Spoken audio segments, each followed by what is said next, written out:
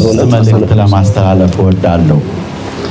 የመጀመሪያው ህንፃውን በተመለከተ የተሰማኝን፣ ሁለተኛ አስፈላጊነቱን በተመለከተ የሚሰማኝን፣ ሶስተኛ ከሌሎች አንፃር በማየት የሚጠበቅብንን ምን ያህል ለመወጣት ቁርጠኝነታችን ምን ይመስላል የሚለውን ሶስቱን ነጥቦች በአጭሩ። የመጀመሪያው እንግዲህ ህንፃውን በተመለከተ ህንፃውን ስታዩት ዝም ያለ ህንፃ፣ ዝም ብሎ ግን ስራውን የሚሰራ ህንፃ ነው።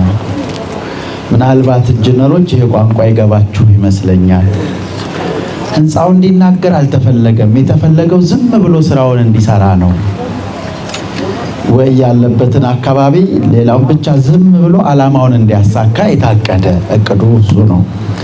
ሁለተኛ ከወቅቱ አንፃር አስፈላጊነቱ ላይ አሁን በኮሪደር ልማት አማካኝነት አብዛኛው መሰረተ ልማቶች በነበሩበት የማይቀጥሉበት እድል ገጥሟቸዋል።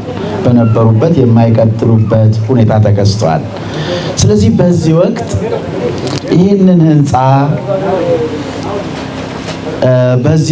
ይህንን ህንፃ ከመስራት የተሻለ አንድ አርቆ አስተዋይ አባት የሚያደርገው የፈረሰውን እያየ የጠፋውን እያየ እየቆጠረ አይኖርም። አስተዋይ የሆነ በመንፈሳዊ ልበ ሙሉ የሆነ አንድ ብፁዕ አባት ሊያደርጉት የሚችሉት ነገር ከኛ ምን ይጠበቃል የሚለውን ነው።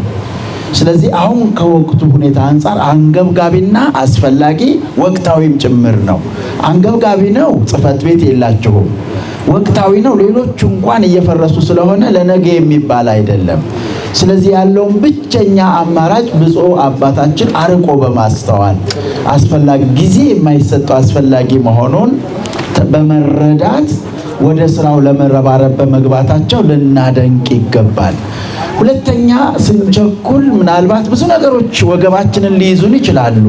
ነገር ግን የመጽሐፍ ቃል የሚለው ጥረህ ግረህ ስራ ነው። አንድ ስራ ጥረት ይጠይቃል፣ ግረት ይጠይቃል። በህይወት ግን ጥረት ለማሳካት የሚከፈል ዋጋ ነው። ግረት ደግሞ ዋጋውን ለማሳካት በሚደረገው ጥረት ላይ የሚገጥሙ ቻሌንጆች፣ ፈተናዎችን በአጣብቂኝ ውስጥ አልፎ ለስኬት የማብቃት ጉዳይ። ተልኳችን በጥረት በግረት እንድንኖር ከሆነ ከዚህ የተሻለ ሌላ ሶስተኛ አማራጭ የለም። የመጨረሻው ሶስተኛ መልእክቴ ይህን ሀገረ ስብከት ሳይ አንድ ሀገረ ስብከት አስታወሰኝ። አንድ ጊዜ ደባርቅ ላይ ትልቅ ጉባኤ ተካሄደ።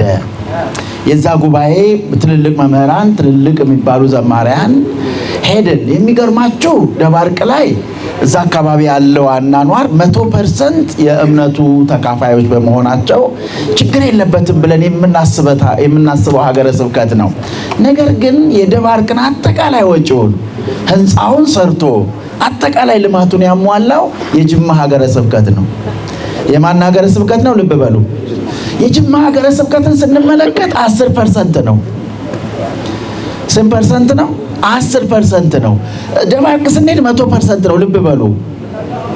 እንዴት 10% ለ100% ህንፃ ሰርቶ ጉባኤ አዘጋጅቶ እንደ አዲስ እንደ ጀማሪ እንደ መሰረት ይሄ እዚህ ላይ አይምሮዬን ክሊክ ያደረገው አይምሮዬ ላይ የመጣው ነገር እንዴት ሊሆን ቻለ ነው።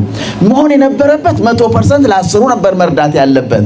አሁን ግን ተገላብጦ 10 ለ100 እንዴት ሆነ ብለን ስንል የብፁዕ አቡነ እስጢፋኖስ አስተዋጽኦ፣ የመሪነት ድርሻ፣ የቆራጥነት ድርሻ፣ ቆርጦ የሚመራ ቆርጦ የሚሰራ እንደዚሁም ደግሞ የሚተባበር ማህበረሰብ የመኖሩ መገለጫ በቀጥታ አይምሮዬ እዚህ መጣ።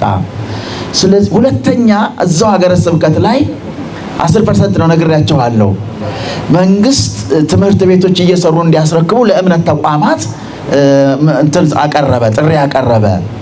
12 ሚሊዮን ብር በአንድ ዓመት ውስጥ ሰርቶ ያስረከበው 10% የሆነው ሀገረ ስብከቱ ነው። ሌሎች አሉ 80% የሌላ እምነት፣ 5% የሌላ 10 አሉ። ግን ሁሉም ሳይጀምሩት ሰርቶ እንደውም ክቡር የኦሮሚያ መስተዳድር የክልሉ ፕሬዝዳንት ክቡር አቶ ሽመልስ ናቸው ሄደው ምርቃቱን ቤተክርስቲያኒቷን አመስግነው ስጦታውን የተቀበሉት። ይሄ የሆነው ከብዛት አይደለም። ልብ በሉ። ብዙ አይደለንም የሚል ችግር እንዳይሰማችሁ ነው። የሚጠበቀው ከናንተ ብዛት አይደለም፣ ጥራት ነው። የሚጠበቀው ከናንተ መጨነቅ አይደለም፣ ቁርጠኛ ሆናችሁ የምትችሉትን ብቻ ማድረግ ነው። አንድ ነገር ከቻላችሁ ተባበሩ፣ ከቻላችሁ ስሩ፣ ከቻላችሁ ምትችሉት፣ ካልቻላችሁ ግን ዝም ብሎ መቀመጥም አንዳንዴ፣ ምክንያቱም ማደናቀፍም አለ። አንዳንዶች በተንኮል፣ አንዳንዶች በምላሳቸው፣ አንዳንዶች በሐሜት ማደናቀፍ አለ።